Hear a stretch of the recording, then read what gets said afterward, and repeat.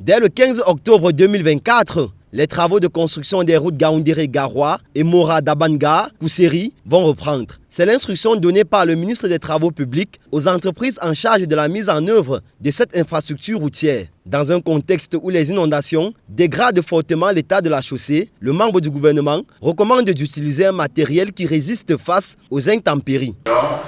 Repréciser les options techniques qui tiennent en compte donc la nécessité d'adapter les ouvrages aux conséquences des changements climatiques. C'était au cours de la revue des projets routiers qui s'est ouverte ce mercredi ici à Yaoundé, la capitale politique du Cameroun. L'assise s'est tenue dans un contexte où les nids de poules continuent d'envahir les principaux axes routiers du pays. Ceci en raison de la forte pluviométrie et du faible rendement des entreprises. À date, les travaux de la route Mora-Dabanga-Kousseri sont évalués à 15%. Aucun personnel n'a encore été agressé sur cette voie de circulation, mais Emmanuel Mboumi, directeur de la sécurité routière de la nationale Mora-Tchakama, dénonce des cas d'enlèvement. Leurs actions jusqu'à présent se limitent à des incursions nocturnes. Mais quand même, on a déjà enregistré des enlèvements dans le cas des voyageurs, des assassinats pour la population.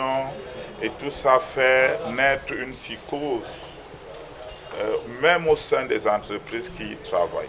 Au cours des échanges, une attention était portée sur l'évaluation de l'avancée des travaux de réhabilitation du pont de Palane dans la région de l'extrême nord Cameroun. Jean-Paul Bilegui, représentant technique du pont de Palane, présente les difficultés rencontrées.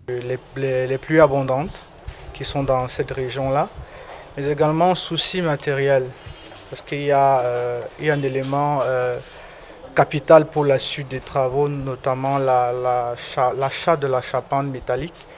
Nous avons besoin des preuves de cet achat, mais également la foreuse qui rencontre également certaines difficultés sur le terrain. Des recommandations ont été faites par le ministre des Travaux publics qui invite l'entreprise à organiser un planning précis, entre autres. Les recommandations formulées, notamment celle du ministre qui a demandé à l'entreprise de faire tenir dans les délais un chronogramme d'achèvement des travaux et dans lequel il fait un détail, un planning complet pour l'achèvement de ces travaux. Mais également une mission sera déployée du côté du site du projet.